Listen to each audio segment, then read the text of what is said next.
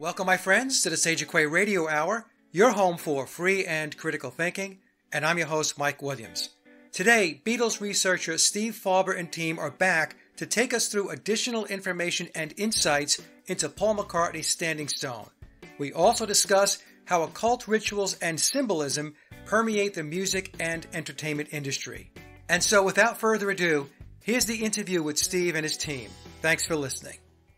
Well, folks, we have a great show, and this is like a long-running series now. Steve Fawber's back with Tani and John Lennox, and Ralph couldn't make it, but he's here in spirit. And we have part 4 of The Standing Stone. And we did a preview of the slides going back about a week and a half, 2 weeks ago, and I think you're really, really going to enjoy what the team is going to present today. So with that, the first graphic I'm going to show here is something that Ralph put together, and it says the number 49, Human Sacrifices, Paul McCartney's Standing Stone, Part 4. So we're going to get into what the number 49 means in a bit. Is that right? Yes. The only thing different, though, is Tani created that cartoon there. Oh, okay. Well, sorry about that. Okay, and then we're going to get into what the number 49 means. I think that everybody's going to be very intrigued, very interested in what the team here has revealed. Okay, so the first thing is that we have new drone footage from John and his wife. So let's run that drone footage right now and take a look.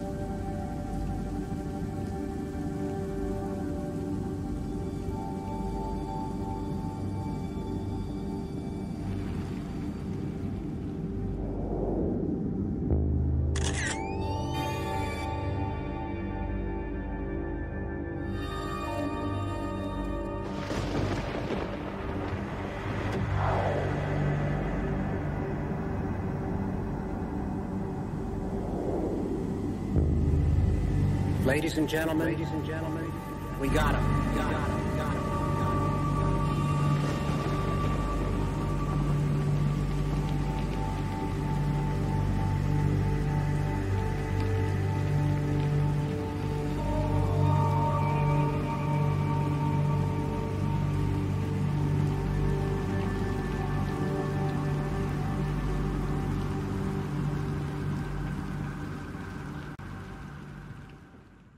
All right, so on slide number 4, team, we have a lot going on here, and this looks like a map off the internet. And who wanted to take the lead here and explain what's going on and what we're looking at? Well, I guess that'll be me. Well, what you're looking at right now is a still shot I took from that particular government-based website in Scotland. And it's a view of the Hyde Park farm. And there is a big standing stone on the field up there. And when I finally got to that site, I discovered there were some measurement tools there, and I started doing measurements. And I came up with 49 3 times from the farm, from the corner of the fences towards the standing stone. So that's basically how I got there. Okay, so what we're talking about, Tani, is so you have dotted in red, we see a triangle. Yep. And we see 49 meters, 49 meters, and 49 meters. And the middle dotted line goes to, looks like maybe the center of the farm, maybe a doorway or something, and maybe we'll talk about that in a little bit. Okay, so we see Billy's farm, Hyde Park Farm. Then we have the triangle, and the apex of the triangle, Tani, that is where the standing stone is, yes? That's correct, Mike. Yeah. Okay. Then you have a yellow circle. You've highlighted something there to the left of the image. What is that? In the next slides, you will see more of that. But it's probably, as we think, the old entrance, and maybe it's still there, we don't know. But it was probably the old entrance to the underground enclosure, which is also part of that. Okay. Of that background, yeah. All right. So we'll get into more detail on that in a little bit.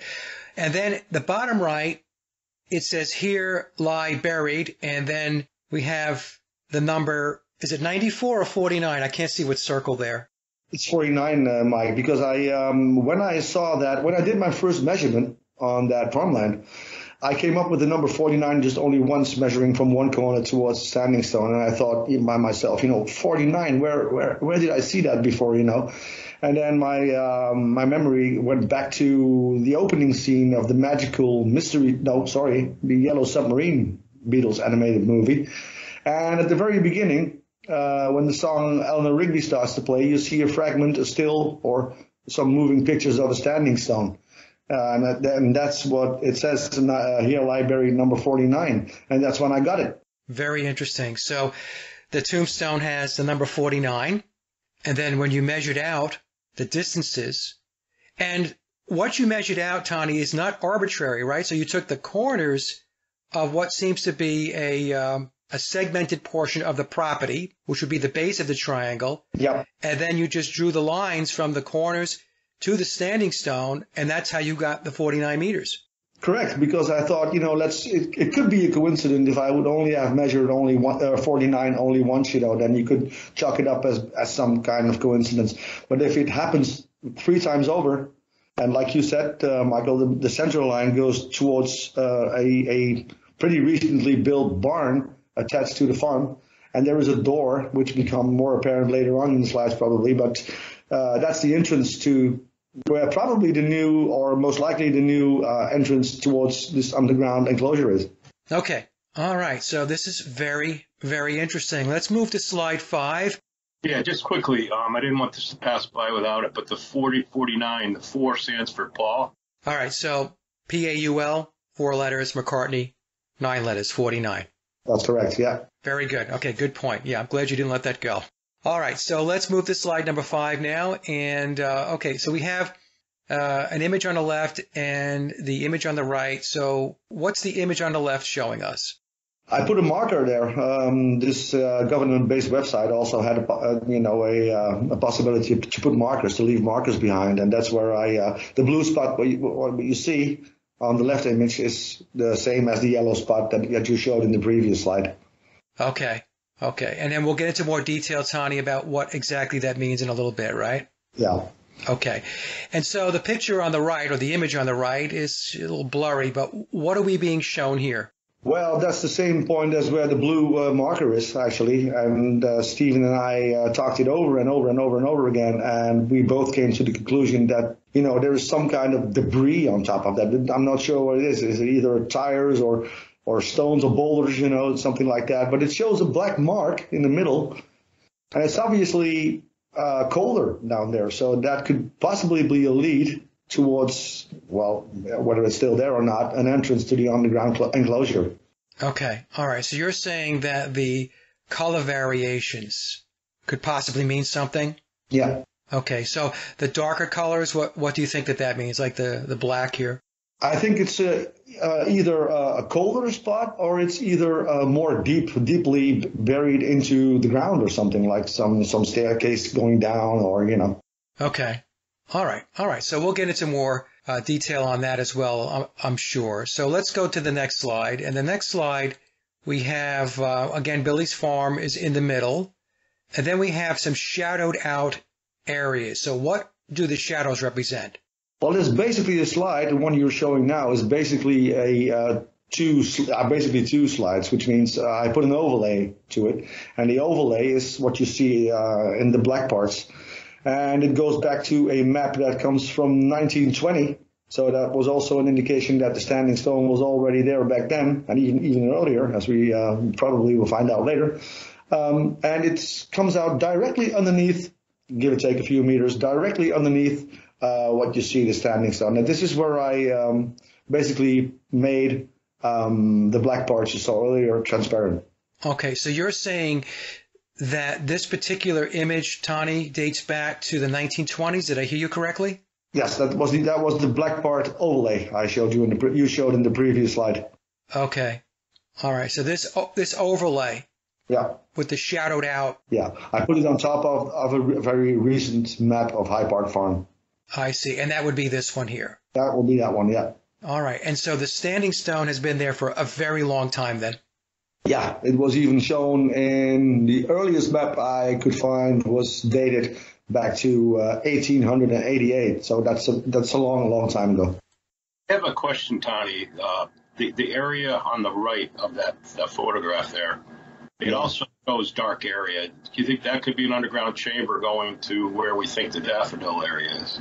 Well, Stephen, I've been thinking about that, and John has seen it with his very eyes since he was up there with his wife making this drone footage. But there's a little stream that goes from the backside of the farm all the way up to the Scaroblingarry standing stone, which is another standing stone, a little 1.8 kilometers further away. So 1 + 8 is again 9. So that was where now the Pooball Burn is, and correct me if I'm wrong, John, because you probably will pronounce it better than I do, but it's a little stream and they call it a burn in Scotland. Yep, Pooball Burn, yep. Okay, so to recap, where we're at so far, guys, is that we have this triangular formation.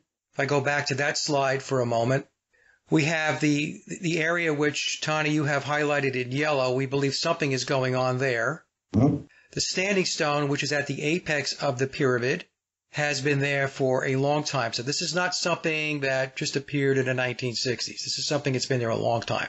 Long time, yeah. Now, what you see, Mike, what's probably even interesting, can you take the slide? Yeah, that one.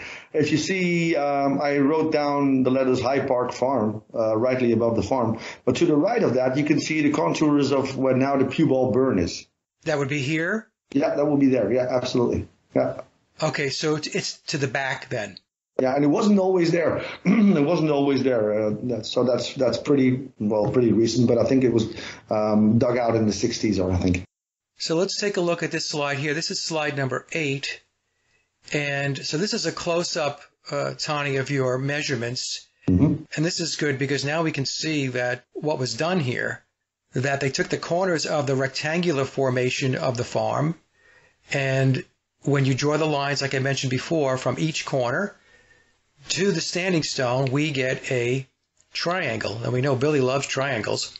Yeah. And then you have this blue line in the center, which goes right to the front of the farm, the farmhouse. Front door, pretty recently built new barn on the house, yeah, attached to the house. Okay. And we could see 49 meters, 49 meters, 49 meters. And another thing, it isn't a coincidence. Of course, we could already see that it wasn't a coincidence. But this, I took these measurements on another site, which had the same features as the government-based website where I took the measurements from. So it's no longer a coincidence anymore. On every single a website where it has these possibilities of taking measurements. It's the same everywhere. Okay. All right. Very good. Excellent. Could I interject for a second? Sure. When he was showing those other parts, the darker areas, the slides before that, Yeah.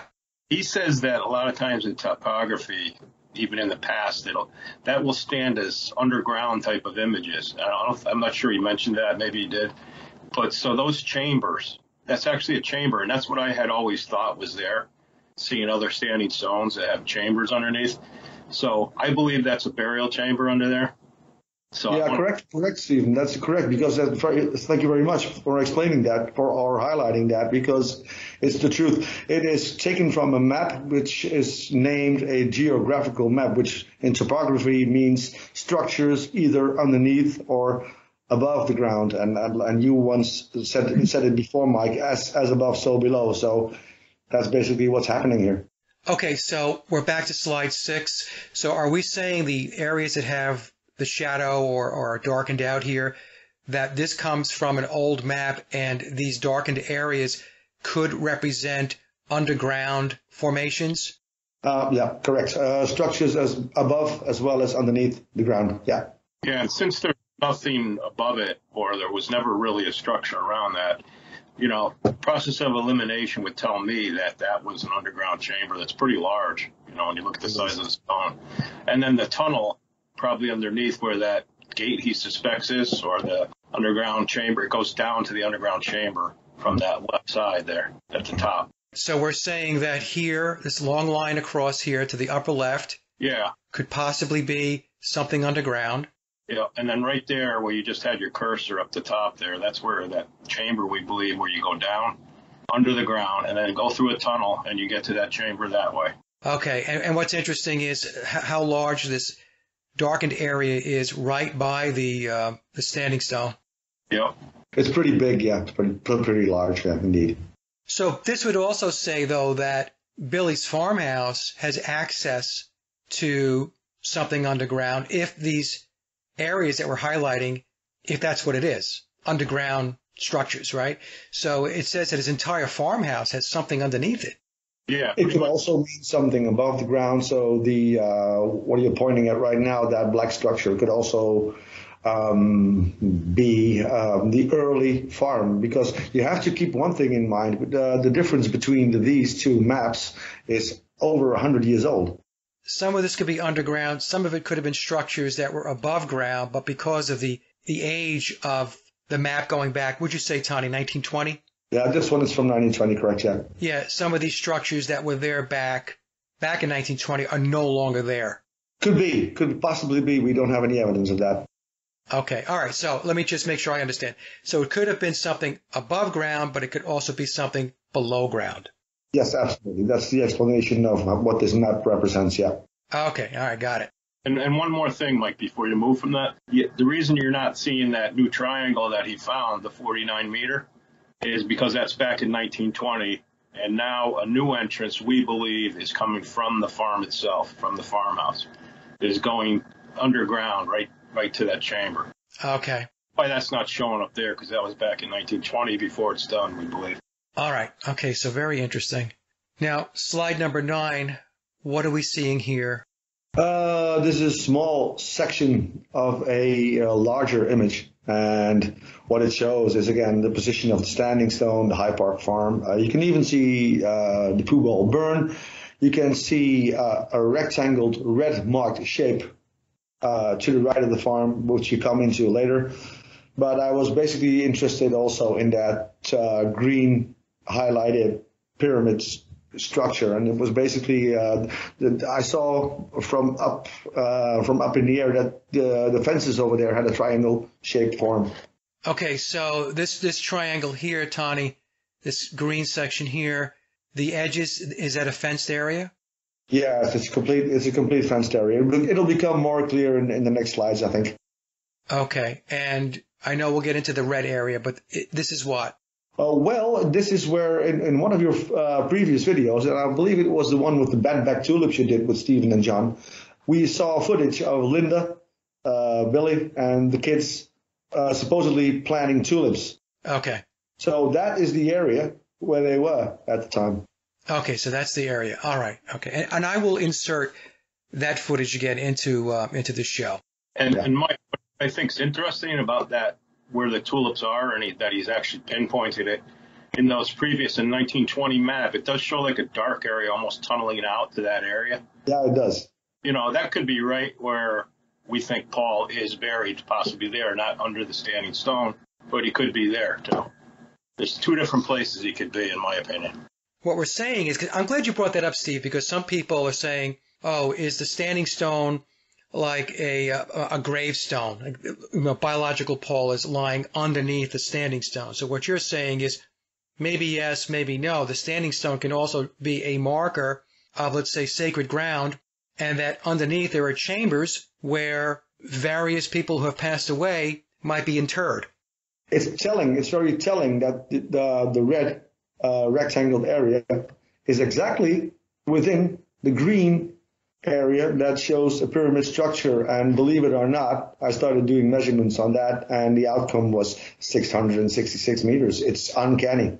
Are you kidding me? So from the standing stone to that red area is 666 meters? No. When you put measurements around every corner of the pyramid shape, it measures exactly 666 meters. Oh, I've got you. Okay. We'll see that, in further slides. We can see that.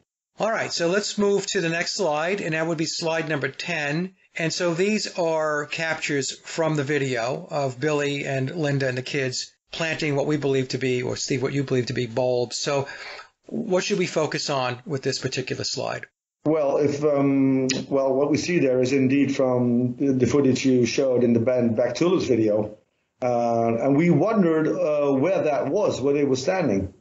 And I did some analyze of the whole area. And what you see on the left picture is what Linda is facing at. She was facing the hills backwards. And you see Billy on the right, and he's facing towards the farm. Okay. Which is being marked by that yellow, little red yellow triangle. Okay, so where they're standing, let's go back to the previous slide. So you're saying that where they're standing is where that red triangle is on slide number 9. Spot on, Mike. Yep. Okay. I thought it was fantastic. He pinpointed that, just from landmarks out there. That's the side of the barn.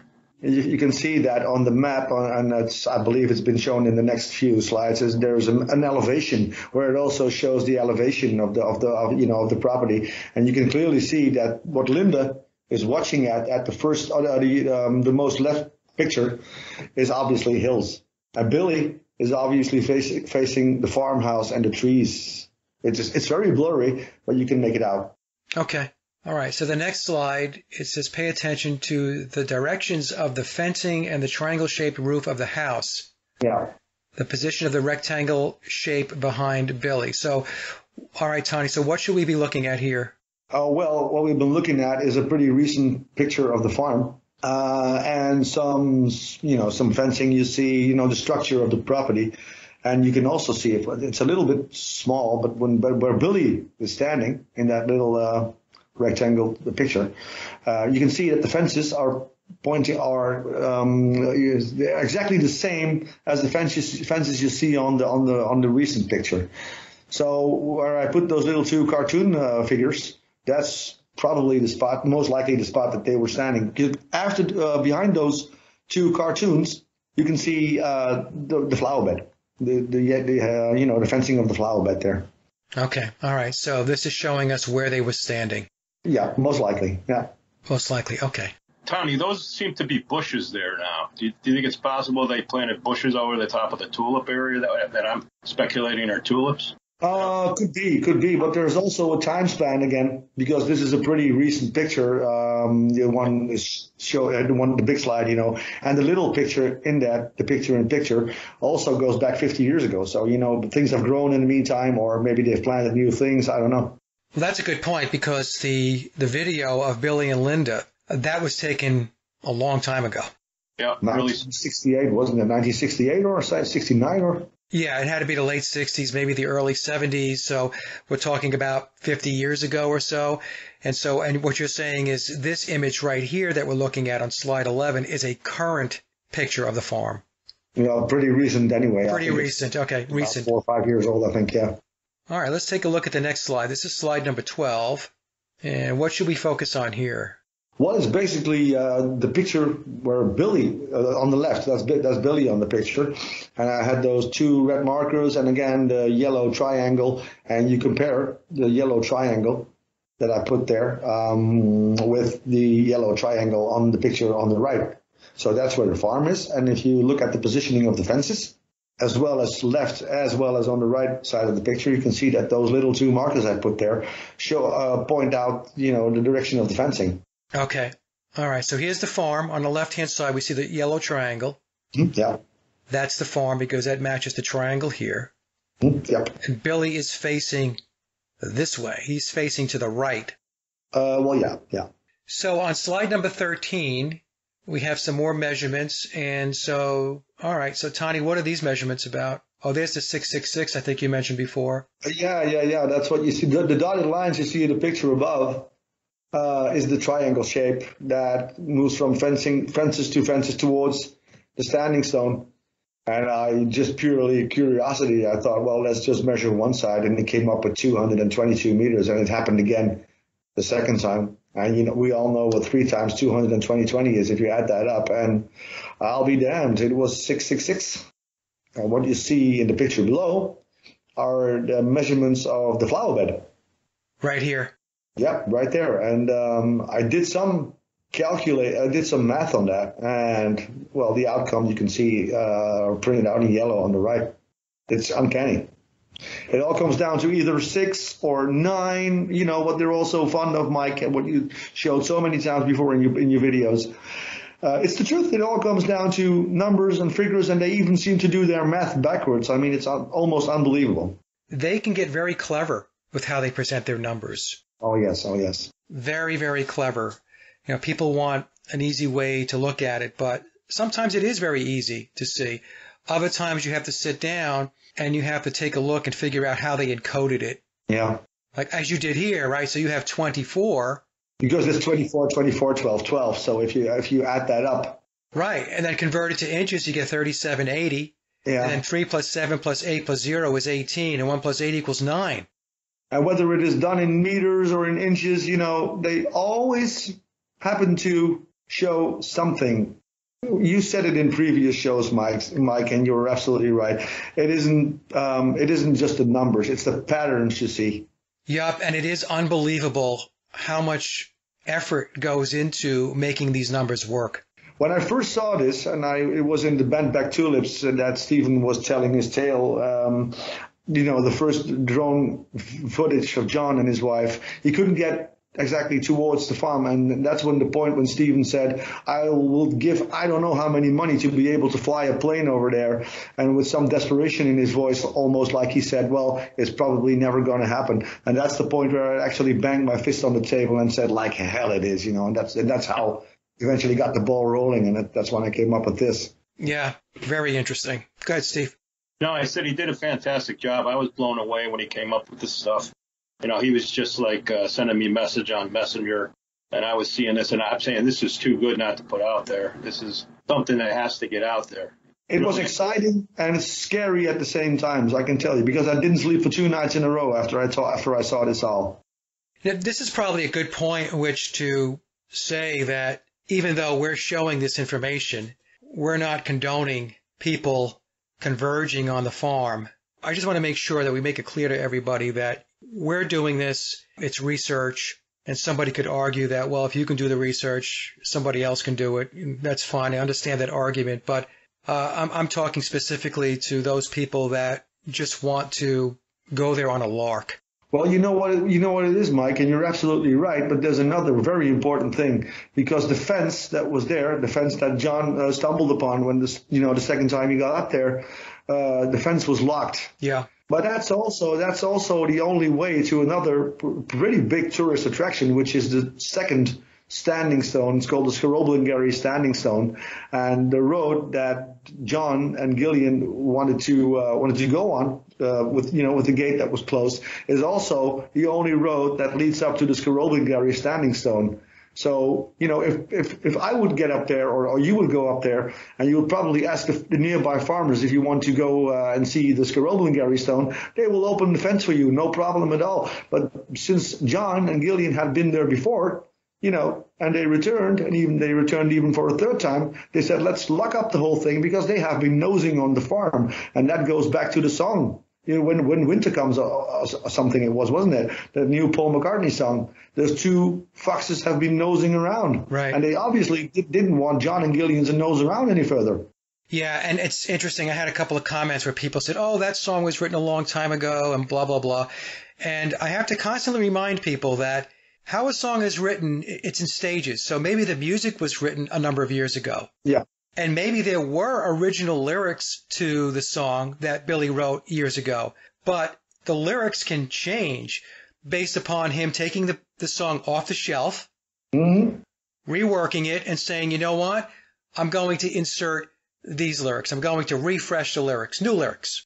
You're 100% right, Michael, because if you look at the credits of those songs, the original song, George Martin was even involved in that. And when it's finished, it says copyright 2021. So he obviously adjusted the lyrics or something. He has to. Yeah. I mean, again, people want to look at things. It's too binary in their minds. Either the switch is on or the switch is off. And that's just not how it works. No. So, yes, the song could have been written, recorded years ago. And then, the song, like I said, it was pulled off the shelf, and he's like, you know what? I like this song, but I'm going to adjust the lyrics, rewrite them to suit what it is that I want to convey now. Yeah, maybe you get a message through to us. Yes, I think so. I really do. I think that was a message coming through his McCartney 3 album saying, hey, you're nosing around on my property. Mm-hmm. And then, John, when you first went there was no lock on that gate, and it was after we aired the show about the Standing Stone that a lock was put on the gate. That's right, yep.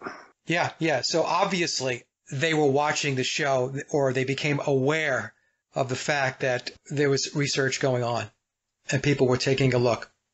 Specifically you, John, you troublemaker. All right, but I just want to go back to what I said before, though. So, folks, please, it's very important that you don't make a spectacle out of this. And I know it's very interesting and stuff like that, but we also want to be able to respect privacy of individuals and think of it in terms of your own property. It's not something that you would probably appreciate. So, but with Billy being a public figure and all this stuff and him dropping the clues, quite honestly, he's almost inviting inspection. Again, it is a fine line, I believe. There's a balance that has to be achieved whenever you're doing something like this, because you also don't want to be disrespectful, especially the Standing Stone and what it represents. And they're watching the property 24/7 because there are 2 farms nearby that where that fence is. That's the only road. So you are constantly under surveillance. And John was probably right the first time when he went over there that he heard some rustling in the bushes and all that. That people were probably watching him while they were. Yeah, I would expect so. I don't think that the farm is completely unsurveilled. No. In fact, there's sheep up there in the video. You can kind of see them. So somebody's taking care of sheep going right up to Billy's farm there. All right, let's move to slide number 14. And so 14 shows the farm to the upper center, and then we have the berm. What are we focusing on here? Well, in this particular slide, the picture, I highlighted the contours of the Pewall burn, and the property has got Argyll Butte, or probably John can pronounce it better than I do, but this is where that stream is. And it wasn't at first. It didn't run all the way back to the farm, so it has been adjusted. Okay, so this goes back to what you said before, Tani, that this stream appears to have been created post-1920. Part of it, because it now goes directly towards behind the farm, and it didn't earlier. All right, so then we have this slide on slide number 15, and who wants to take us through this? Well, maybe Stephen can do that. No, I'll let you do it. You're doing a great job. I just think it's interesting. This is from 1888, still showing the stone there. And I wanted to mention one quick thing. I was starting to think that on the History Channel, they had that show Finding Hitler. I was just thinking Finding Paul would be a great History Channel show. Bring ground penetrating radar up there, and you got it completely solved, you know? Yeah, yeah. Where's Waldo? Yeah.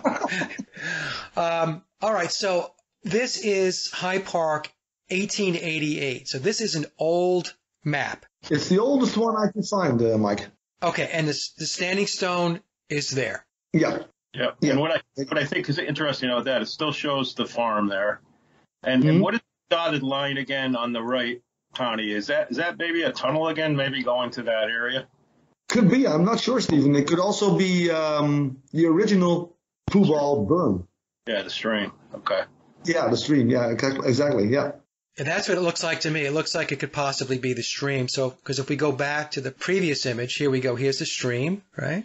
And then we have, yeah, I would say that that's probably the stream. Yeah, good spotting, Mike. That's what I think too. Yeah.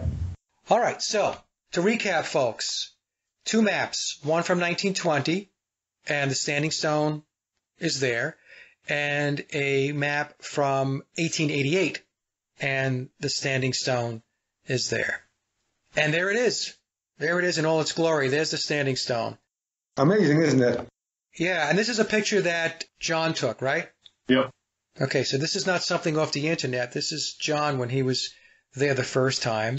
And then we have an image of the farm itself. And how recent is this picture?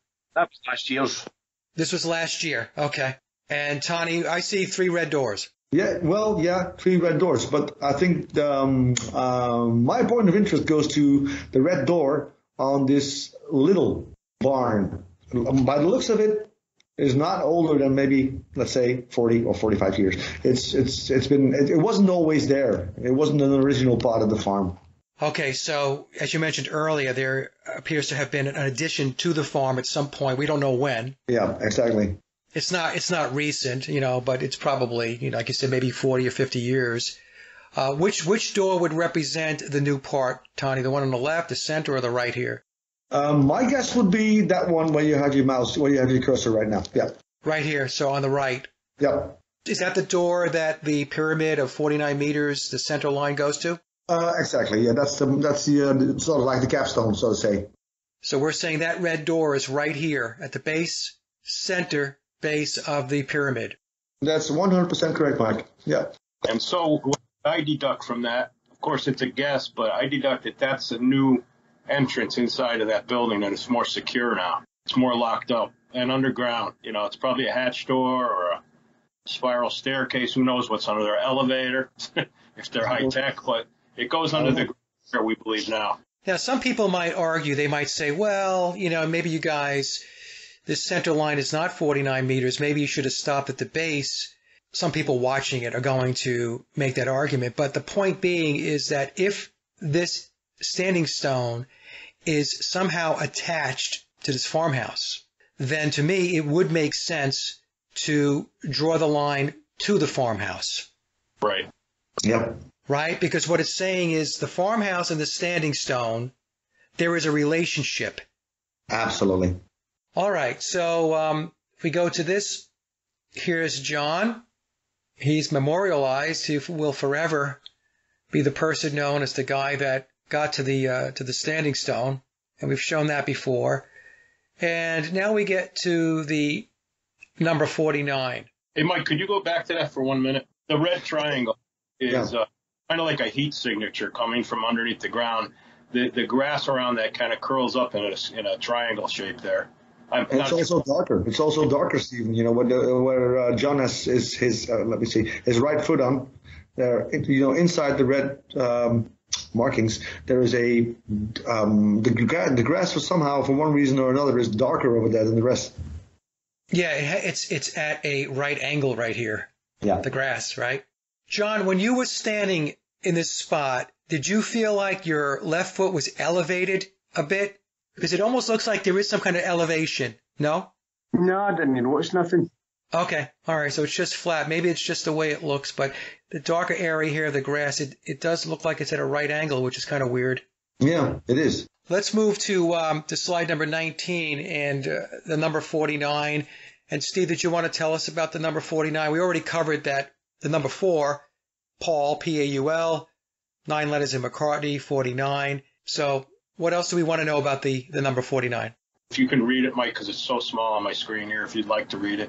Okay, it says Paul McCartney equals 49. Angel number 49 is a message of congratulations from your angels for all of your diligence and hard work. Through discipline and practicality, you are on the cusp of realizing your soul's mission and fulfilling your higher potential. And then it goes on to say that what does number 49 mean? Well, this angelic number has some special powers. Although it seems just as any other number, put in its angelic context, it means a lot. Number 49 is a symbol of security and progress in the first place. It represents continuity, steadiness, tradition, patriotism, and persistence. So I guess we can lay that up against what Paul McCartney means from the standpoint of Paulism as a new way of moving forward. Basically, Paulism is a new way of moving forward. It's changing and transforming the old and bringing in the new. Right. Right? That's the premise behind Paulism, a very simplified version of it, folks, but I have some other videos which explain it. Also, the number 49 reduces to 13, which then reduces to 1 plus 3, which equals 4. And I won't get into a lot of detail with this, but in memoirs, we are told about how the number 4 relates to the 4 Beatles. It relates to the 4 suits of a playing card deck, also the tarot deck, and it has biblical significance going to the book of Revelation. The 49 itself means something, but my own interpretation, just on the fly here, knowing that it also reduces to the number 4, also has some occult significance as well. Okay, so slide 21. That's the flower bed. That's the flower bed. Okay, so the flower bed, folks, if we look at the bottom right, we see this rectangle down here, bottom right, and then it's been enlarged. So this is the flower bed here, and it is a rectangle. With the contours of the Pubal burn stream running right to the right of it. You know, what I think is so great about what Tony did here, especially in these 2 photos, is John and I were trying to figure out where those tulips were planted that we think are tulips. Could be poppies or something, I don't know, whatever they are. Some kind of bulb plant, though. Now we've pinpointed where it is, so we know exactly where it is on that farm. Yeah. That's a great thing, and we didn't have that before. While I got you guys on the slide to the left, you know, I even start to see stuff when we're doing a presentation, but are the trees to the right of that rectangle, are they planted in a Hofner base style? I swear. I even see the bridge at the bottom of the base, like if it was an upright base or a Hofner base. I almost see it, especially in the large one. Oh my God, I think you're right. Am I making it? Maybe I'm reaching too far out, but you know. Maybe that's where they got the idea to put the bass at the bottom of the Sgt. Pepper album. Probably true, yeah. With the 3 strings, you know? Yeah. That's very funny, Steve. But you know what? Who knows? You never know. Who knows? All right. Good one. All right. So slide number 22, we've got, this is very interesting.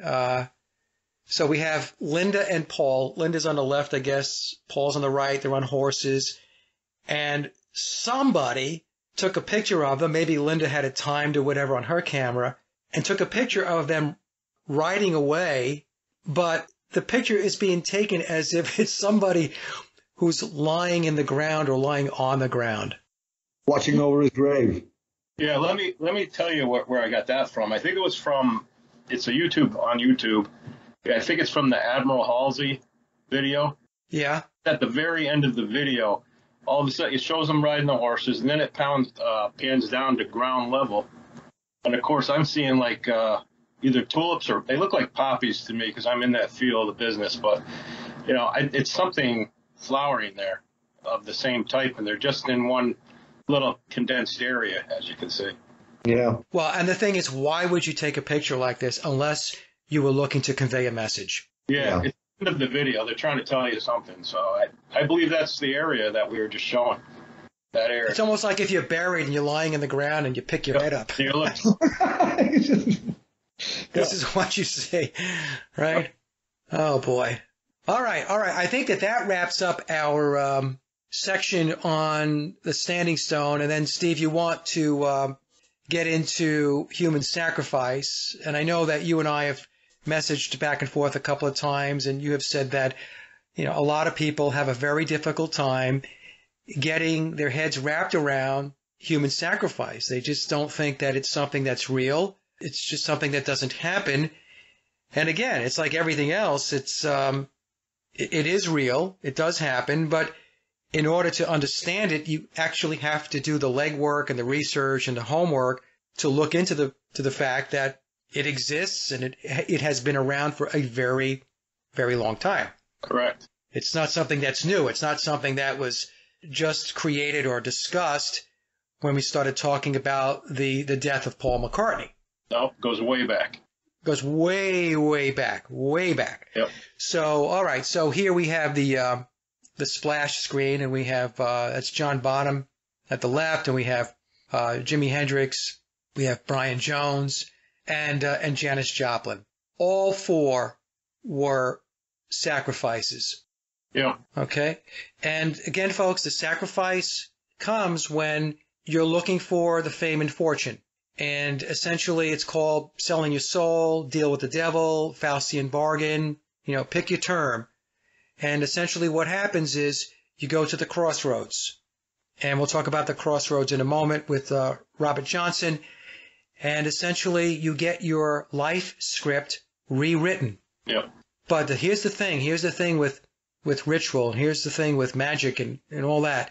If you want to receive, you've got to give. It's not a one-way street. So if you want something, you've got to give something in return.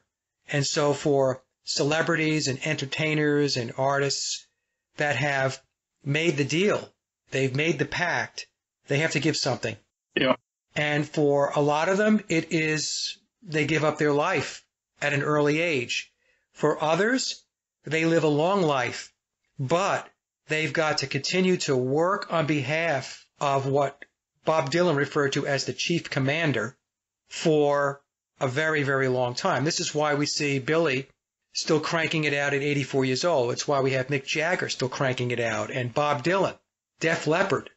All of these bands that continue to have to perform, you either have a short life and you're told that you're going to have a legacy that's going to have longevity. Paul McCartney as an example, Brian Jones as an example, Jimi Hendrix, John Bonham, Kurt Cobain, Janis Joplin, right? Everybody knows who these people are because their legacy has continued. Yeah.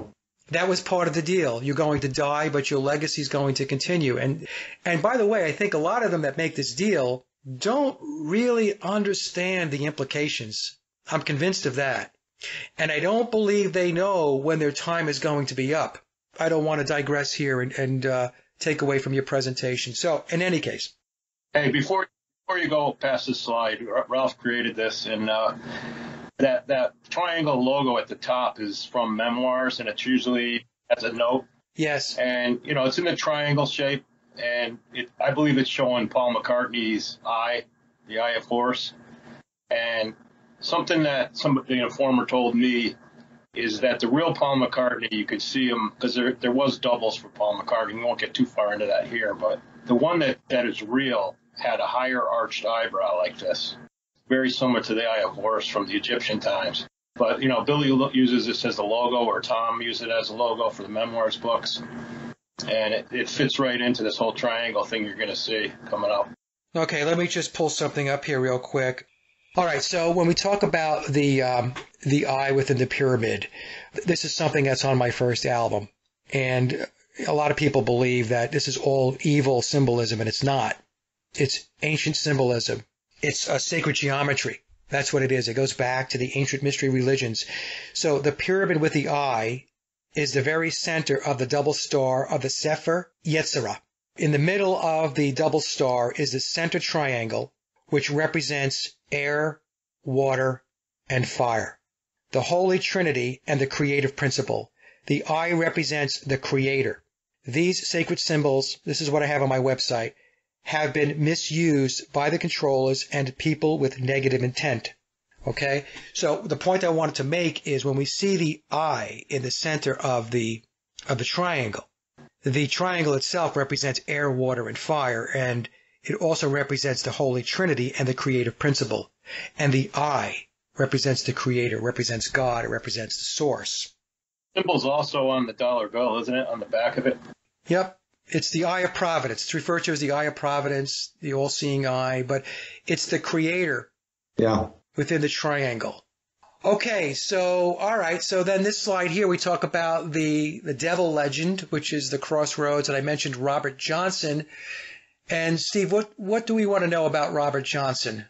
Yeah, he, from what the legend goes, and, people can read that on the right, but, he met up with the devil at the crossroads. He was in the form of a black man, a large black man, it says, and he had a guitar with him.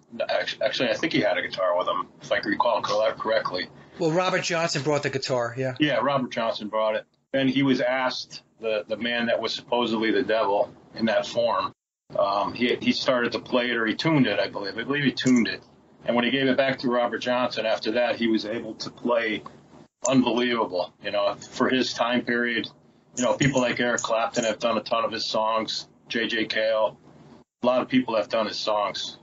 Before that, I watched a documentary about Robert Johnson, and he wasn't much of anything before that. After he made the deal at the crossroads, he all of a sudden became more of a legend back then. Right. And at the bottom of his slide, folks, it says, in exchange for his soul, Johnson was able to create the blues for which he became famous.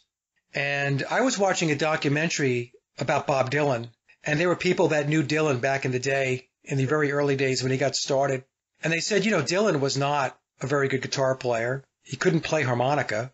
And then they believed that Dylan went to the crossroads as well. And when he came back, all of a sudden, he's writing these songs with these great lyrics. He's playing the harmonica. And, of course, his career took off. And then, of course, we have the famous interview that he did with Ed Bradley on 60 Minutes. Yeah, where he told him that he made a deal with the chief commander, didn't he? Yeah, and he said he made the deal with the chief commander, and he's upholding his side of the bargain. That was I thought, a very, very telling interview, and I thought that Dylan really spilled the beans with that interview. And, whether people like it or not, Billy was or is a better musician than Paul ever was. Yeah, and you're absolutely right, Tony. Right now, a bunch of people are just screaming at their monitor because you said that. Yeah, I know. Yeah, the thing is, I've talked about this too. People are just going to believe what they want to believe. But if you look at the facts, Mike, well, I don't like to say this as you pointed out, but it's true. He's a multi-instrumentalist. He knows how to write and to read music. Well, Paul didn't, did he? No. And of course, and let's put it this way. Let's just forget about what I have shown. The Beatles themselves have said that they were not virtuosos on their instruments. They were. They did. Right? This is not us saying that. They have said this. Lennon has said it. Paul McCartney or Billy has said it. George. Yeah, George has said it. I mean, and this is not like us passing judgment. They have owned up to this. And the thing is, though, that people have created their own narrative based upon their worship and what they want to believe. Yep. So what happens is when they tell you that they're not virtuosos, when John Lennon tells you this, when John Lennon tells you that he was really quite embarrassed by his guitar playing, I had that in my presentation on whether they wrote all their own music. John is telling you, but people tune it out. They don't want to hear that piece of it. No. They only want to hear that they were great, that they were geniuses, that they were brilliant. That's all they want to hear. And so they formulate an entire belief system around that. Right. And that becomes their narrative. Unfortunately, they're playing right into Paulism. If you think about it, they're playing right into that whole worship thing that they wanted. They're doing exactly what they wanted. Yes. They're actually creating a narrative that contradicts what their gods are telling them. Yep. Absolutely. Exactly. Absolutely. Yeah. So John Lennon, the God for so many people, is telling you, I was not a great guitar player. Mm-hmm. And the worshipers will say, John Lennon was a great guitar player. Right? Think about that. Yeah. One of the most influential guitar players ever. Yeah, exactly. So in any case, We won't go down that path because this is not what this is about. People who want to learn more about this can go watch my presentation on it. So we have, Robert Johnson goes to the crossroads. It's also known as a deal with the devil, the Faustian bargain. And I did a short presentation on what Memoirs tells us about McCartney and Lennon's deal, their Faustian bargain, which went back to October of 1963. Yeah. So, and as we mentioned, this is not something that is new. So, Steve, you have some slides here that you put together that have to do with Stonehenge. And so what do we want to know about Stonehenge and what some people are theorizing? Yeah, what I want to start off with, and I didn't put a slide of it in there, because I myself am a Christian, Catholic actually, and Jesus himself was the ultimate sacrifice. He sacrificed himself for our sins, an atonement to God for us. And if you think about Abraham, too, in the Bible, I didn't put this in his slides, but, he was ready to sacrifice his own son to God. So the sacrifices go way, way back. They're just ancient, and then to the Druid times. And Stonehenge is that large circle of stones. They're saying there's chambers under there, too, and there was evidence of sacrifices there. So they're going way, way back with this whole sacrificial thing. And I believe there's sacrifices to the devil, on a constant basis still to this day. That's my feeling about it. From what I've researched, it got very dark for me to even look into this. It is dark, and I said that I have certain lines that I have drawn where I won't get into stuff that is too dark. Your video that you did before this, I was saying, dang, he took my thunder away. But then when I saw it, you did like a short video on it, and I thought it was great, and I especially loved the part you did with, what's the name of the guy at the end you had a video of? I'm not a big fan of him, but... Oh, Marilyn Manson.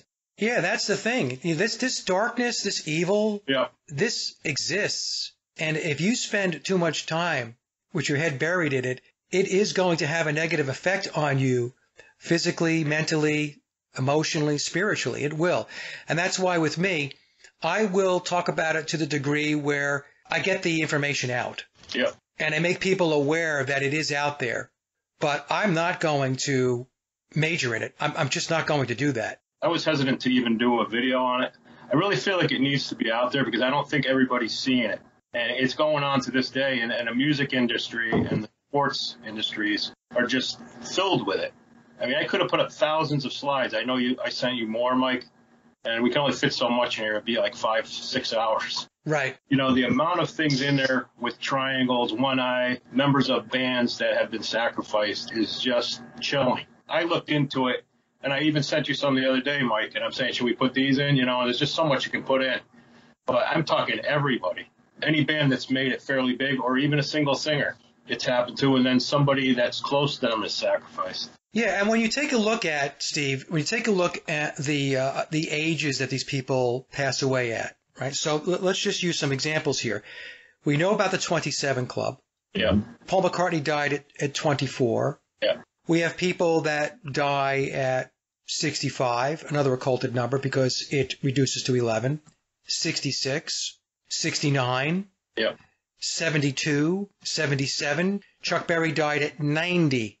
There are patterns to these numbers, right? And even if it's not the age that they died at, in other words, the age doesn't blare out some occult meaning, under the covers, there are numbers connected to points in time. So in other words, they made their pact on this day and they died on this day. And the number of days in between when they made the pact and their death, that's the numerology. That's the gematria. That's the numbers that count. Yep. Right? So it's not just the age, although many times I pick up on the ages. I'm like, oh, okay. Eddie Van Halen. Eddie Van Halen, yeah. Right? I think Eddie died at 65 or 66 years old. Let me just take a quick look. Hold on one second. 65, I believe he did, yeah. Yeah, he died at age 65. 6 plus 5 equals 11. Linda McCartney died at age 56. 5 plus 6 equals 11. And by the way, I believe that part of Billy's deal, part of his pact, rolled into his wife. Yeah. Linda dying at 56. And with Eric Clapton, we have his son Connor. Oh, God, yeah. There's also another band member, too, that you'll see coming up because I featured him. Yes. But, yeah, it could have been that, too. What some people may argue about, well, they got cancer, some of them, like Linda or even Eddie Van Halen, I think it was throat cancer. But nobody actually really knows, how they actually died, I believe. Well, here's the thing, too, and I've explained this to folks. People think that a sacrifice means that you're going to get a stake pounded through your heart. Right. Right? That's what they think. They watch too many movies. The way this thing works is it's embedded in your fate. It's embedded in your timeline. Once you make the deal, something's going to happen that's going to bring an end to your life at a certain point. Yeah, you're absolutely right. Yeah. Right? So it could be a car accident. It could be drugs. It could be suicide. Something happens. Freddie Mercury of Queen. He was the sacrifice for the band Queen. And Freddie died from AIDS. So the point being is that the way it's put together is the person dies from something that people would expect people to die from. Yeah. Because if it didn't work that way, especially in modern times, and they found people die, they died because somebody slit their throat, somebody put a stake through them, somebody hit them in the head with a hammer, whatever, people would step back and say, well, that's not right. Right. Something has to be up here. What's going on? These people are being murdered. That's what people would say. So it's done in a way so that it looks very natural. Yeah. In some cases, it is murder, though, I believe, too. Oh, it could be, yes. Like in the case of Kurt Cobain, we talked about that stuff, right? Exactly. Yep. Even Paul McCartney, I believe he was murdered. That's just me, but yes, but also in the Paul is Dead circles, it's how is it painted? It's painted as a car accident. Correct. Kurt Cobain was presented as a suicide, even though the way his body was found, the gun and all that stuff, the private investigator that was looking into the case said there was absolutely no way that man shot himself. Correct, yeah. So the person either dies from some disease or some accident, or if they were murdered and taken out, the way it is presented to the public seems innocuous from the standpoint of it doesn't seem nefarious. Right. Suicide, right, car crash, those types of things there. I hope I'm making sense. Yeah, you are. Dying in a bathtub, dying in an elevator, Yeah, they tie it. I mean, they tie it to drug use, alcohol use, suicide. Elvis. Yeah, we can go on and on and on. In fact, it's really funny. We're all coming up with different names. Look, there was a point in time when I believed that, the guy died from a drug overdose. That's the story. That's the narrative that goes out. And again, Kurt Cobain is the one that I always go back to because, I watched that whole documentary and I forgot the name of the documentary, but Soaked in Bleach. Yeah. Soaked in Bleach. That's right. And, the private investigator came back and said, there's no way. There's no way that man shot himself. No. It's like Vince Foster going back to the Clinton days. Oh, yeah. Found in a park, and they said that Vince Foster killed himself. And then police and investigators who looked at the crime scene said there was no way that guy shot himself there. That they concluded, well, those that were brave enough to talk about it, that his body was dragged there after he was killed, and a gun was placed to make it look like he shot himself. Yeah. What about Heather when she's ranting with that reporter, and she says they almost drove me to committing suicide and all that. They make you crazy, they warp you or something. I don't know. Yeah. Bunch of gaslighting goes on. So okay. Anyway, so we digressed there a little bit, but it was a good digress. In this particular slide, Steve, what I noticed is this person presents the possibility of Stonehenge being an area where they did sacrifices, blood sacrifices, but he leaves it kind of open. In other words, he doesn't say, I believe that. He just presents the possibility that Stonehenge could have been used for human sacrifice. Yeah. People have said it's an astronomical thing, and it can be. What I think is interesting is the standing stone is from the Druid pagan times. And, they say in here, it says the slaughtering stone. It always seems to involve, these monuments have something underneath them, a slaughtering area or, something. I mean, you can even read what it says there on that top paragraph on the left. Yeah, by the 19th century, one recumbent stone at Stonehenge had acquired the name the Slaughtering Stone because the hollows on its upper surface fill with rainwater that turns red, supposedly from the blood of the victim sacrificed upon it, but in fact due to iron in the stone and a particular algae. But in any case, this particular article, like I said, he presents the argument, but he doesn't conclude that that's indeed what Stonehenge could have possibly been used for, which is okay. Okay, so they're just presenting the theory. So in the next slide, this is interesting because this one says Germany's, quote, Stonehenge reveals evidence of human sacrifice. So this one's a little different. This one says, actually, we believe there is evidence that Germany's Stonehenge, human sacrifice did take place. It starts by saying archaeologists uncovered the remains of 10 women and children who may have been sacrificed at the Palmette, I hope I pronounced that correctly, enclosure at a 4,300-year-old Neolithic circle. And what does that circle look like? And on slide number 28, we can see what they refer to as the bloodied stones, a druidic circle. Yeah, Billy's Standing Stone. It's from those times, too. So I believe it's got chambers underneath it, like I've always said. Yeah. All right, slide number 29, human sacrifices, and it talks about the Inca child mummies. So it says from prehistory to the 21st century, human sacrifice has been practiced around the world by numerous cultures. So there we go. I just stated flat out. Live Science takes a look at 25 cultures that practice or still practice human sacrifice. And then to the right, it says the Inca flourished during the 15th century AD, conquering large swaths of territory in the Andes and connecting it with a vast system of roads.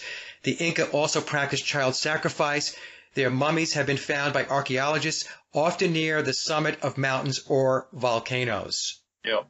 So whereas the previous articles were just presenting the theory and the possibilities, this one is telling us factually that this did go on. Yeah, it does. Yeah, it's all different countries, Mike. It's all over the place, for these sacrifices.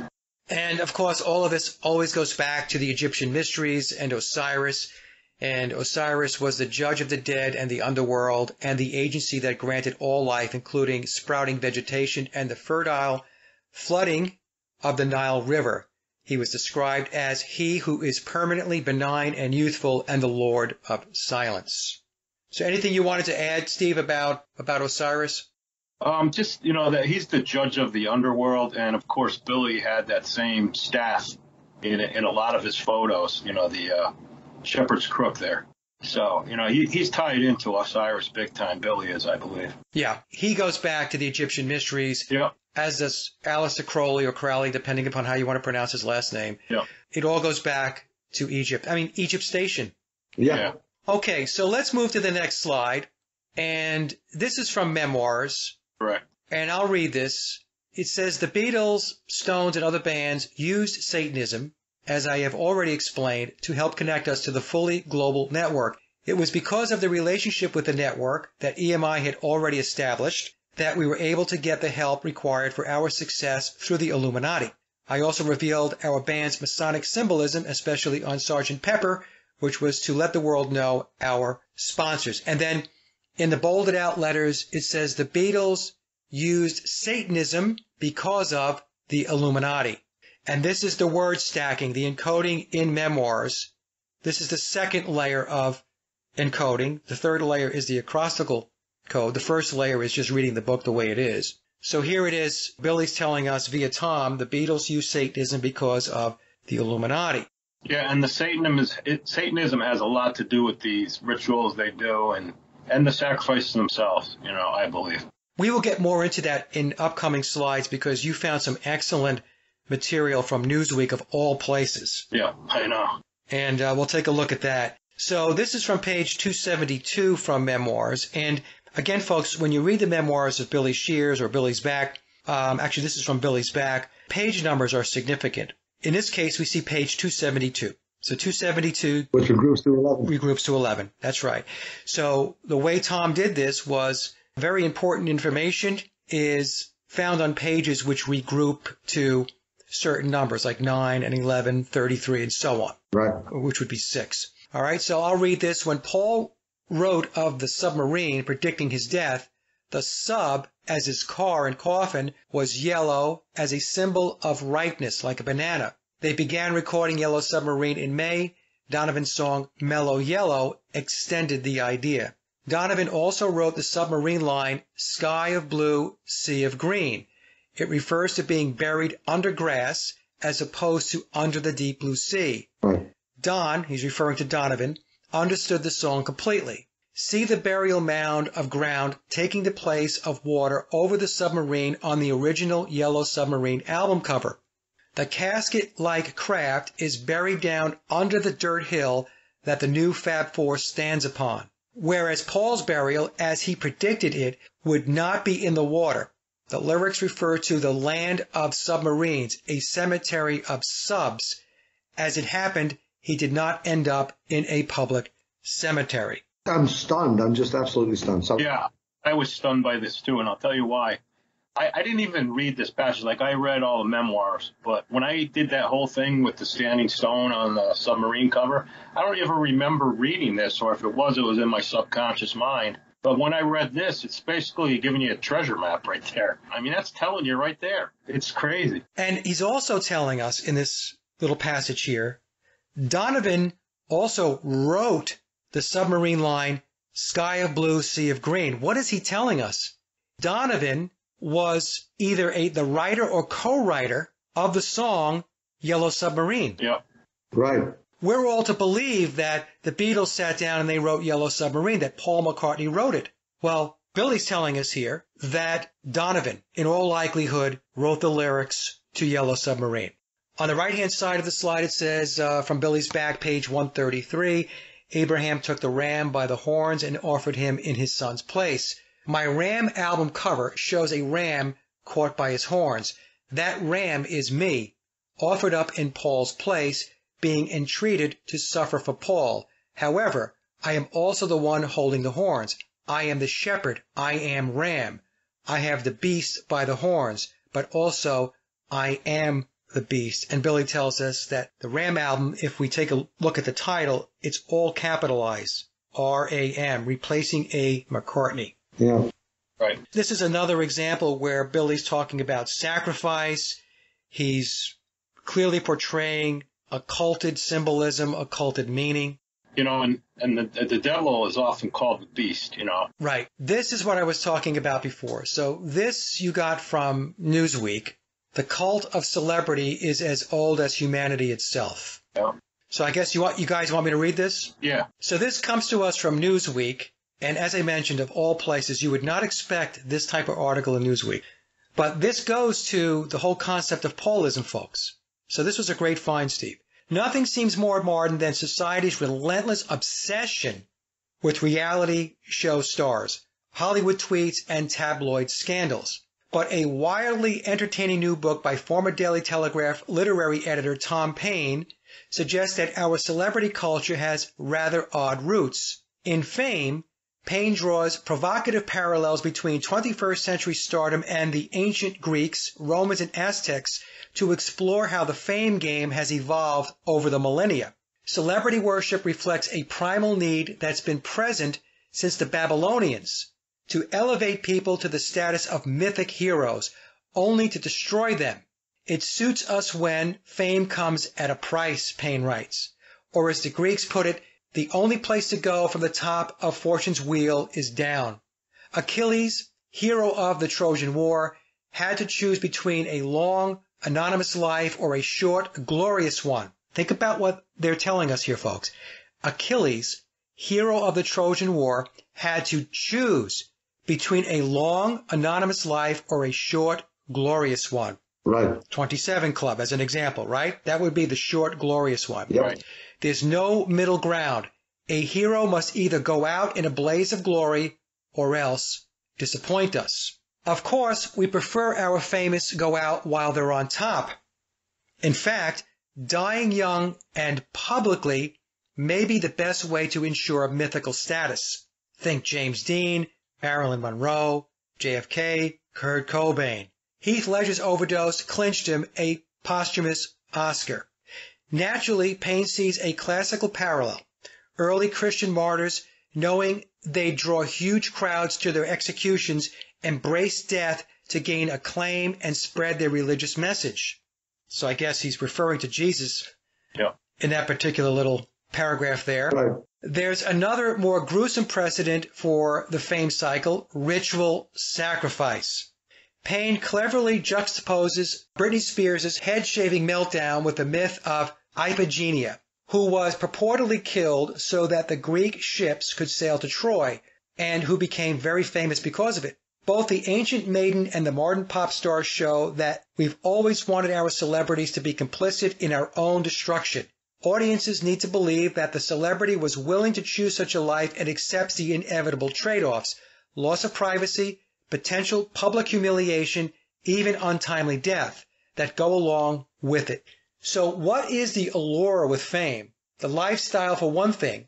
In the Faust legend, the doctor agrees to sell his soul to the devil, but in return gets all of his wishes granted for 24 years. Paul McCartney died at what, 24? Died at 24, yes. In both ancient Albania and Mesoamerica, slaves and youth selected as human sacrifices were often entertained in massive splendor.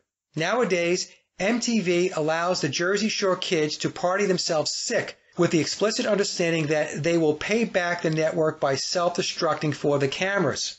The promise of immortality is another incentive, said Payne. So he's talking about public humiliation, he's talking about loss of privacy, and even untimely death. And that with the Faust legend, the doctor agreed to sell his soul to the devil, but in return gets all of his wishes granted for 24 years. This is mainstream article stuff, folks.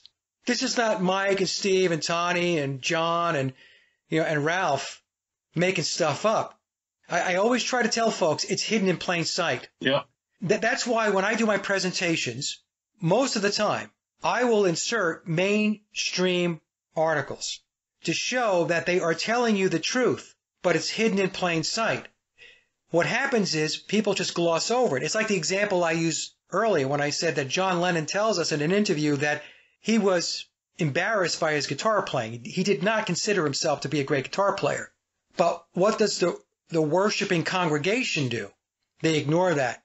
And they actually create something that doesn't exist because the god themselves, the celebrity, is telling you that I'm not this, I'm not that.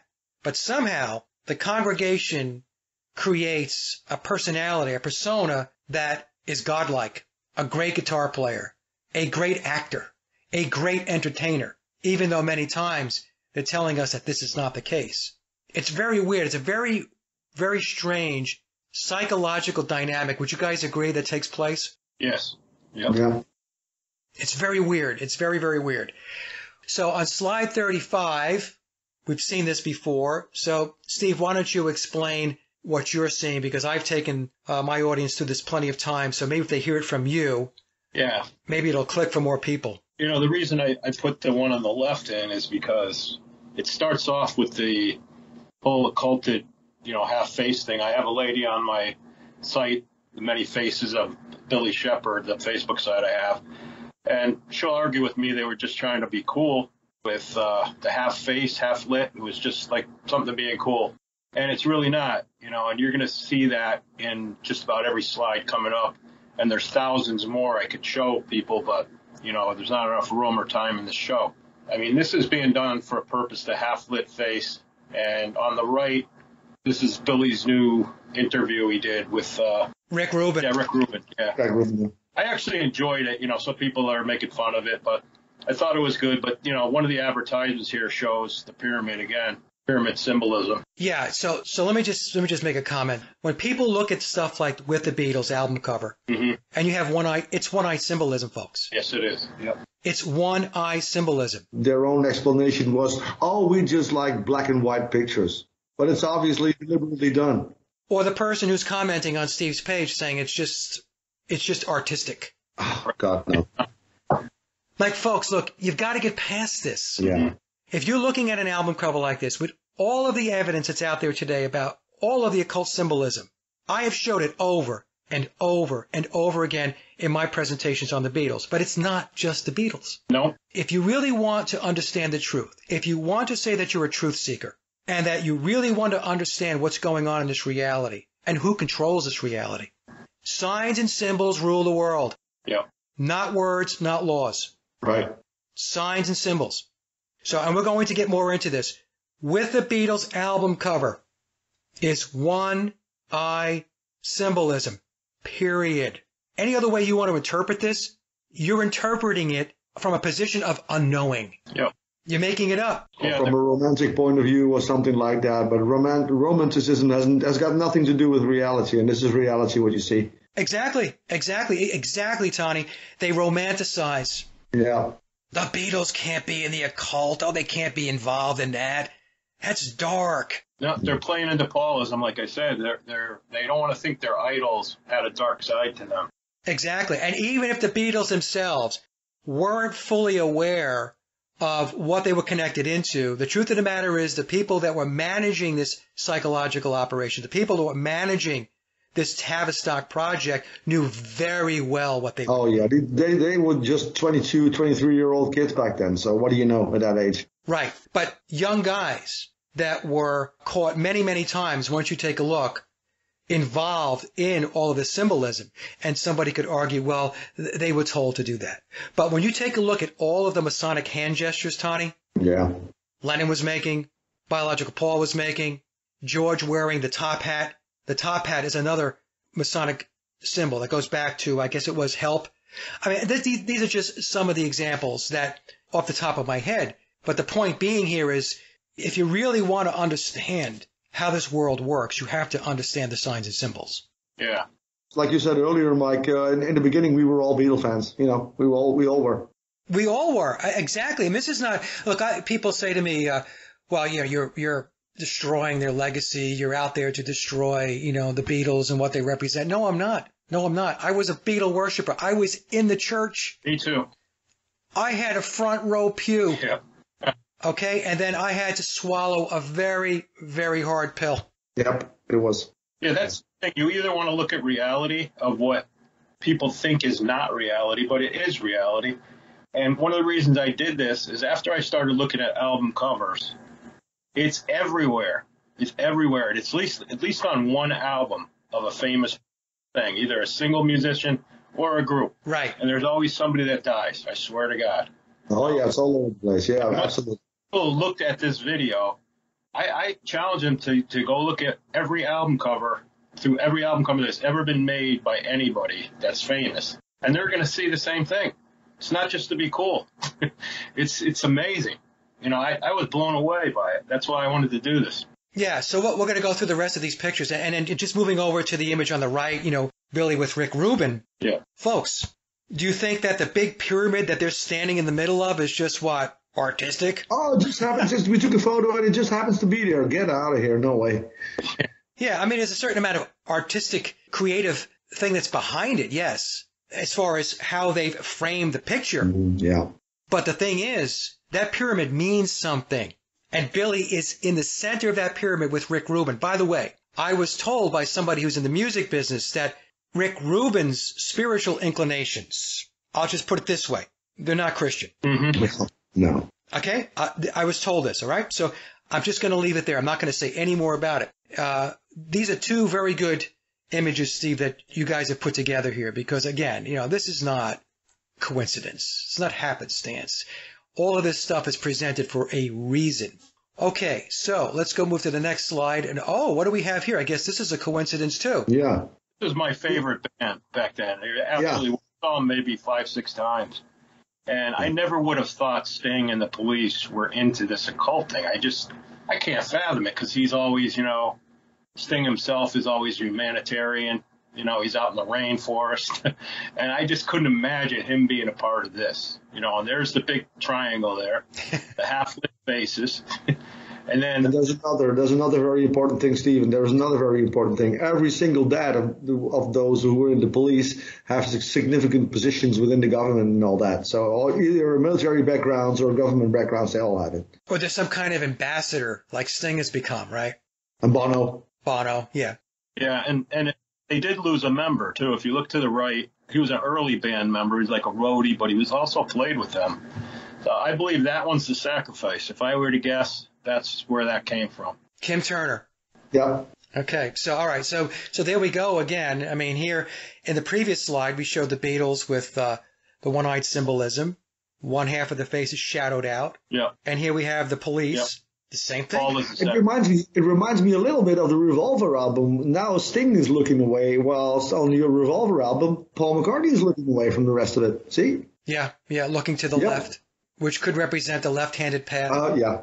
I was just kind of sad when I saw this because they were my favorite band. I could never imagine them in something dark like this. You know, and I read, I guess Sting was a school teacher. He had a bad family life. I read his autobiography. You know, he had a weird life, kind of like the Beatles did almost, you know. His father was either a milkman or a shipbuilder, and the mother cheated on him, and Sting saw that. And he didn't have much fame. He was a school teacher back then. He was really a nobody, you know. He was in a Who film, Quadrophenia, he was in there. So I don't know when he made the pact, but he definitely made the pact, and I didn't think he would have, you know. Just to me, though. I don't believe a lot of their backstories, Steve. I think a lot of these backstories are fabricated. Yeah. I really do, because when you look at a lot of them, they always come from some background where, you know, they're struggling. Yeah. The father's not there, the mother's not there. There's a thread, there's a pattern with a lot of these stories, these backstories that they give us about their childhood and growing up and everything else. I'm not saying everything in the backstory is false or fiction, but I do believe that a lot of it is contrived. All right, let's move to the next slide. Slide number 37. We have Crowded House. And what do we want to know about Crowded House, Steve? Well, I really like this band. They weren't around for an extremely long time. But if you look on the curtains to the left, you're going to see the one-eyed pyramid again, you know, in the curtains itself on the left. And then the guy that actually died, he's up almost like on a cross floating above it. And you've got the Illuminati or Masonic floor there, you know, on the bottom, the checker floor. Yep, and he's got wings. They were a great band, and then they lost a member also. Pretty young, too. And then the next slide we have, what? Elton John? One-eyed symbolism again. Yeah, dark lit, one-eyed symbolism. And I thought, you know, I didn't know a member of his band died. He was fairly old when you look at 56, but like you said, you know, some of these dates come up all different times. You know, it's not necessarily 27 or 24. It's all over the place. 5 plus 6 comes down to 11. Yeah. Yeah, 56 is 11. And like I said, you know, the calculations, numbers-wise, is not always just the age. It has to do with when you made the pact and when you die. So what are the numbers in between those 2 points? There's so many ways to look at this. I mean, there really is. There are astrological components to this. Yeah, and it's odd in this whole paragraph here. I don't even know where this is written. I just Google things. And, you know, it says Wednesday of an apparent suicide. It doesn't say a suicide. It says apparent. So was he murdered in Los Angeles? You know? Or the sacrifice? I don't know. Yeah, because if it's not a suicide, then it's a homicide. Right. Somebody died at every album cover that I've seen with a half-lit face. Somebody's died in the band or close to the band. Yeah. And now we've got Eric Clapton, and we kind of got that whole, like, shadowy thing going again. Yeah, somebody would say, well, I could still see his left eye. Somebody actually said that because I was previewing some of the, you know, a few things on my site. I could still see his eye, you know, his left eye. Yeah. But, you know, and then you got the Layla thing on the right, the drawing, still one-eyed symbolism. Yep. And like you said, his son Connor, but there was also, I think in the next slide, you know, what says Dick Sims dies, a bandmate. He was the keyboardist. Yeah, either he's the one that died as a sacrifice or his son Connor, which they said was an accident falling out of a window, but, you know, I don't know. And it seems like Eric's fighting some of that now, like he's fighting, you know, about getting the jab for COVID and things, and I almost feel like he wants out of it now, and I don't think you can get out of it. I think once you've signed something like that, you're done. Yeah, when Eric talked about his experience with the shots, yeah, he was ridiculed like you wouldn't believe. Yeah. He was relegated to persona non grata within the music and entertainment industry, and this is a guy that many people considered a guitar god. Yeah. So I don't know. I think maybe you're right. Maybe Eric's gotten to the point where he said, you know what, I just can't do this anymore. Right. And he made his pact a long time ago. Yes. And many years have gone by. And I'm telling you, for a lot of these people, especially the ones that have lived long lives, there's got to be some sense of regret that you actually entered into that pact. Yeah. I mean, who wants to be in their 80s Right. running around on stage. Except for Billy. Except for Billy, yeah. Except for Billy. He loves it. We always have a special case. Yeah. Yeah. All right, let's move to the next slide, and we have Chester Bennington. This got a lot of play when it happened. But there's the triangle in the center. Yep. There it is. Black and white duality. Right. Yeah.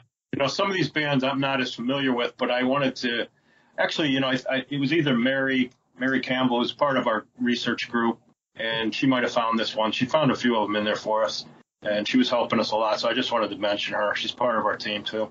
Yeah, there's a lot of people that are digging some pretty good stuff up. And here we have James Taylor, and what do we have again? The one-eyed symbolism again. There again, this is some guy I grew up with, I mean, I listened to his music. It sounded pretty, there's nothing dark about it in any way. But think about his connection with Apple Records with the Beatles. He was like the first one signed on, good friend of Peter Asher's. Yes. And then, I found this paragraph about Fire and Rain, and you read that, and it's pretty crazy what it says there. Suzanne, the plans they made put an end to you, the plans they made. So don't you think that's somebody that planned her death in a plane? It seems like it to me. I could be way off, but that's what I took it as. I watched a JT interview with Colbert. In fact, I put it up on my community tab this morning, and it was very weird. So he's in the, he's having the interview, and he gets asked by Colbert about his recollection of when he signed on or auditioned for Apple. Right. And like you said, Steve, he was connected into Peter Asher, and Peter Asher was the A&R person, or one of the A&R people, talent scout, if you will, for Apple. So he brings James Taylor to Apple, and I think George Harrison and Billy were there, and I think it was Billy that JT played for, and I guess Peter Asher had a tape or something of a song or two. And James Taylor says in this interview that he has no recall of the details of that audition. He can't remember it. Well, he was strung out on heroin, too. You got to remember that, at least from what I know about him. He had a pretty, unless that's made up, but, he was pretty bad. But he was in England, and I guess he was in there during the recording of the White Album, too, from what I read. Yes. Yeah, he was there. Yeah, he was there for the White Album. And so, a lot of times I have a lot of trouble with these stories about heroin use and everything else. It's like they said John Lennon was addicted to heroin, but yet we don't really see John Lennon strung out on heroin. So he was allegedly using heroin during the Let It Be sessions, right? Yeah. Now, let me just say this, guys. I know a person that is addicted to heroin, and a heroin addict is not functional. The only thing a heroin addict is interested in is more heroin. Right. Is getting their next fix. They become a shell of a person. They shut themselves off from the rest of the world. Their health degrades. So when they start talking about these guys, this guy was on heroin, that guy's on heroin, or was, I'm not saying maybe they didn't dabble in it, but when they start talking about heroin addiction, yeah, and then we see these people actually functioning, I have a hard time with that, based upon my own personal experience of knowing somebody who is a heroin addict. Right. So the whole thing with JT, first of all, I would question how a heroin addict is sitting down writing songs. Right. That's the first thing I would question. Yeah. So there's something up with that story. That's the only thing. And maybe what I'll do is I'll take a bit from that interview and I'll insert it here so people know what I'm talking about. Yeah, and I don't know if you want to read that paragraph. I mean, people can read it on the screen. We're up here long enough on it. Okay, so it says the real story behind Fire and Rain, as I understand it, is that some friends of James were going to surprise James by bringing his girlfriend Suzanne to one of his concerts, unbeknownst to James. According to the story, Suzanne's plane crashed, and then in quotes, sweet dreams and flying machines in pieces on the ground. So her plane crashed on her way to see the concert, and Suzanne dies. Yep. And then a quote from the song again. Suzanne, the plans they made put an end to you. Very, very, very weird. I mean, not even weird. It's creepy. Pretty creepy. And I always, like I said, I grew up with him. I went to a lot of his concerts. Thought he was, like apple pie, He was wholesome Americana to me. And then you look at this dark side of it, and I couldn't really find that somebody died other than Suzanne, so I believe that was his ritual sacrifice. I was introduced to Peter Asher, who, of course, had been part of the British invasion of Peter and Gordon. Peter and Gordon, yeah. Yeah. Peter really, he's the one who gave me my big break. And what was he at Apple? He had just signed on as head of A&R, which is essentially talent scout.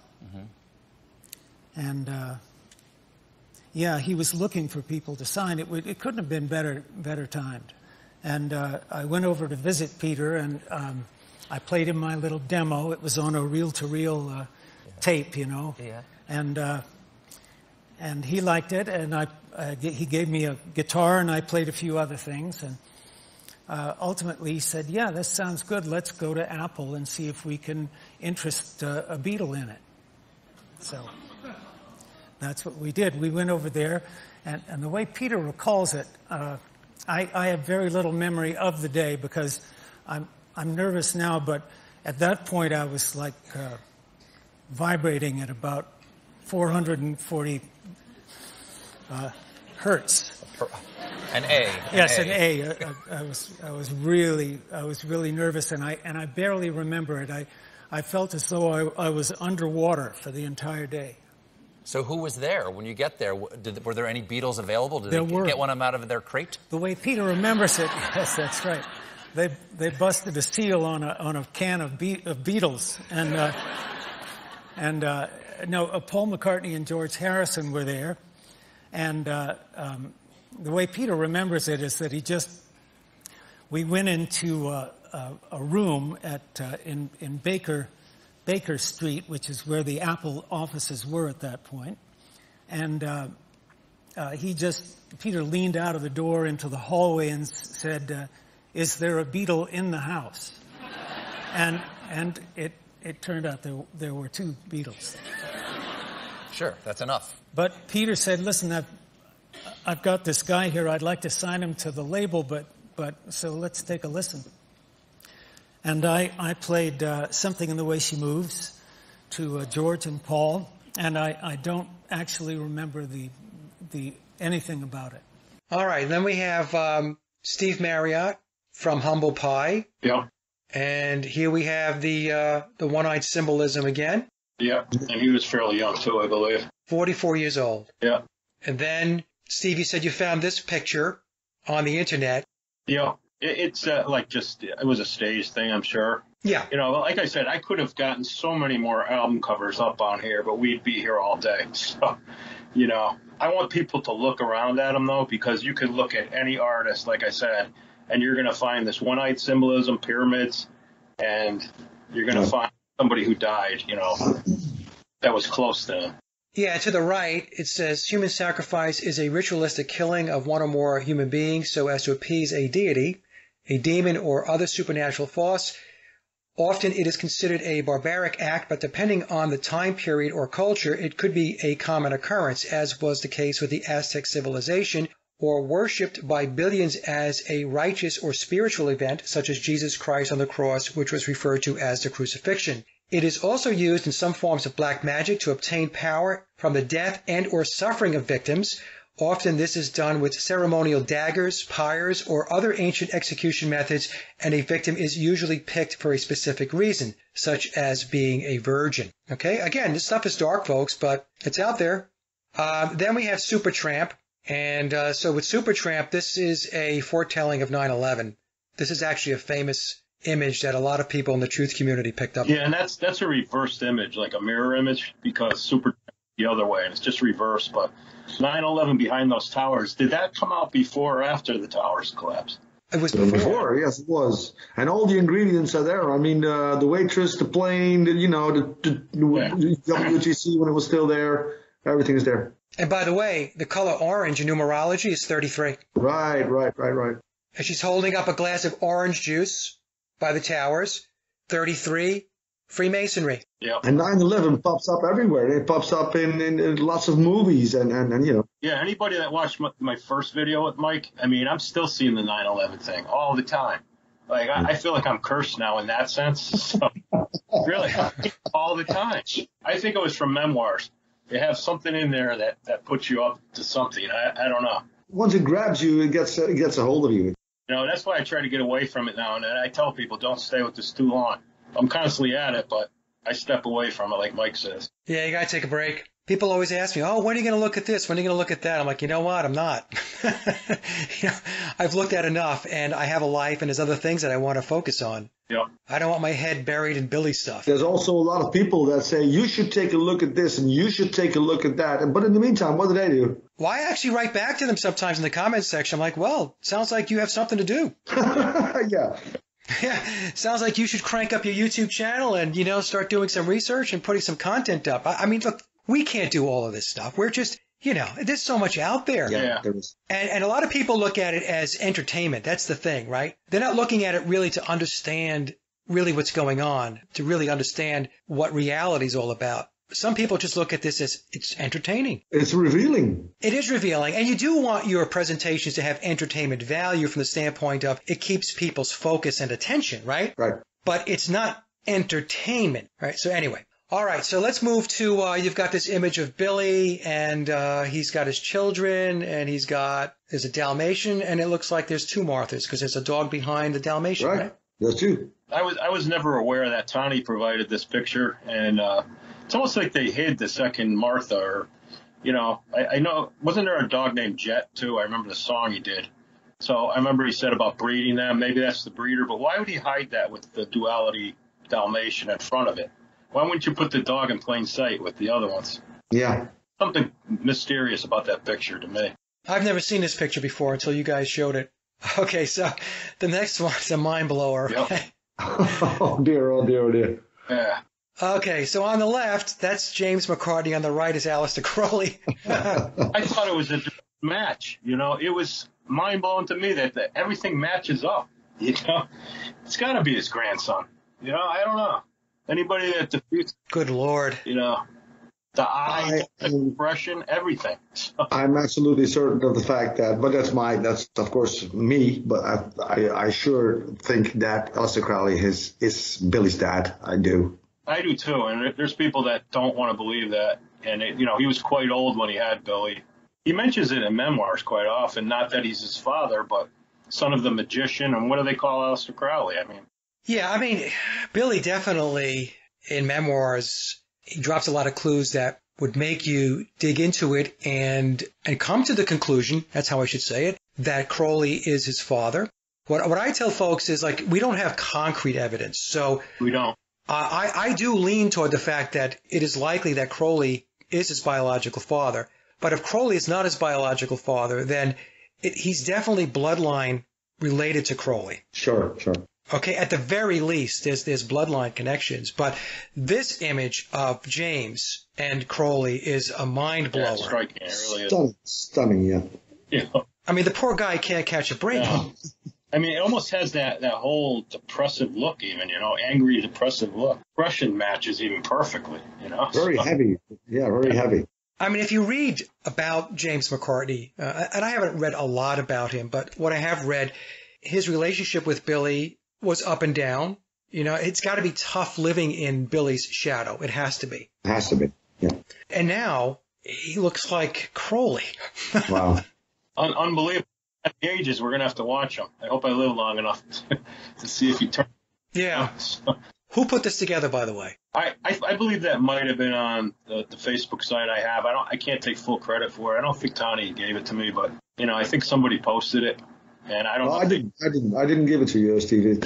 I believe somebody posted it. Well, whoever did it, good job. All right, so the next slide, we've got all the spirals, and this has to do with mind control, and we have the spiral on the old Capital 45s, which I still have, by the way. I have plenty of them. Yeah, me too. You know what I started thinking about, Mike, with this? Besides the fact that Billy uses these hypnotizing spirals, is that as a kid, these 45s, I put them on my turntable and watch them spin around, And I had to yeah. Back when I was a kid, I had some goldfish. I'd watch them swimming around, and I'd be burning incense thinking I'm cool with the long hair. And I'd be watching that spiral spinning around. Makes you wonder if they were even trying to implement that to us on a 45 record. I don't know. That's why I put this in there. Oh, absolutely. Absolutely. It'll definitely put you into a hypnotic state. I had spaced out, and I wasn't even doing drugs at the time. I'd be in my room just, and I'm just relax. Record spinning. So, and my fish swimming around. So, it's it's really funny, kind of, And then I see this video with Billy, and who cares? And got all those spirals, almost the same darn thing, And then we have his, quote, brother to the right. That's his brother, how he looks. I didn't even know that. I think you added that.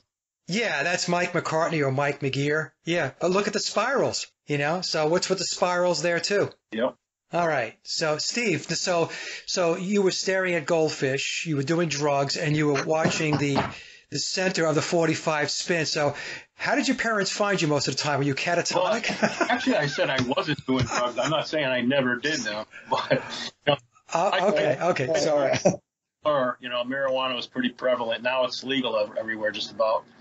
So I did do it back in the day. I wasn't doing it in my room, though. I'd put incense on, light it up. I'd listen to a Beatle record or, some record and just kind of veg out. And I'd watch that turntable spinning, I'd actually watch it because the spiral, it was interesting the way it kind of mesmerized you. now I'm thinking, man, it did mind control on me, Already, yes, they were.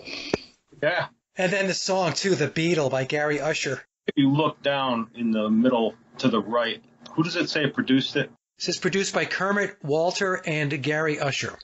All right, so I think that wraps it up. The final image is George peering through some tulips. And where did you get this image from, Steve? That's another one somebody posted, Am I allowed to give a plug for our site again? Because last time we did, we got like 400 new members. Of course. It's called The Many Faces of Billy Shepherd. So if anybody wants to search that out. And somebody had put that up there, and what I thought was interesting is the tulips again. I would have rather had like Billy behind that, but it's got George Harrison looking through them. Yeah, it's like George looking through the bent back tulips, right?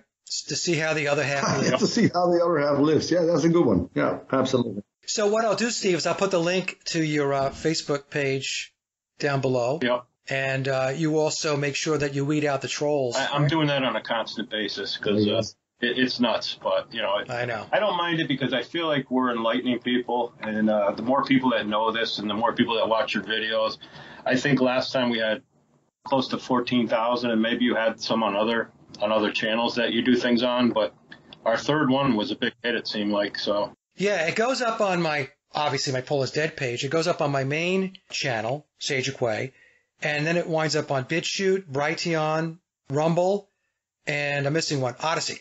And if I can, obviously with the images here, I'm not going to be able to do it with this one, but a lot of times I'm also able to put them onto my audio platforms like Mixcloud, Spreaker, and stuff like that. This won't be able to do that because there's too many images and people listening won't be able to understand what we're talking about. But yeah, no, the last show, all of the shows actually did very, very well. But yeah, the last show did very, very well. And as this one will also. This one will do very well also.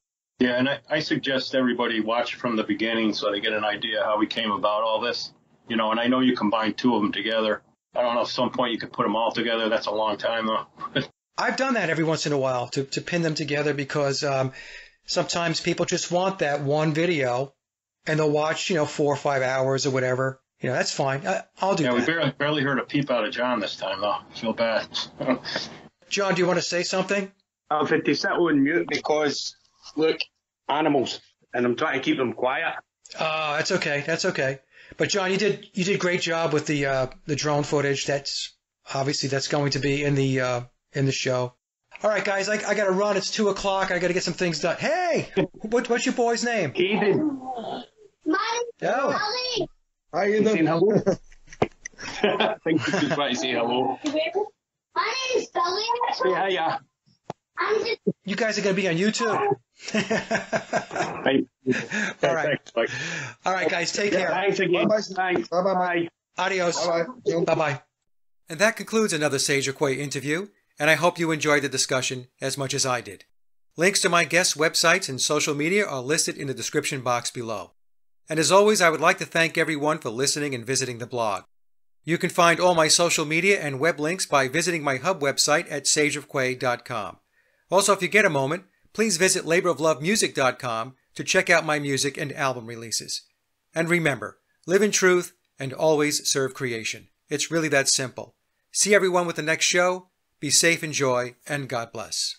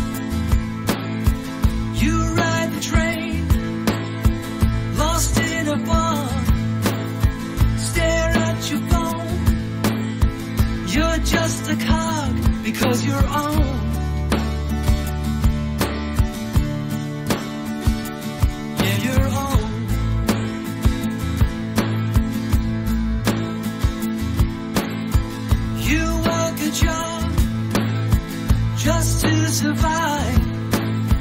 You have a pulse, but you're not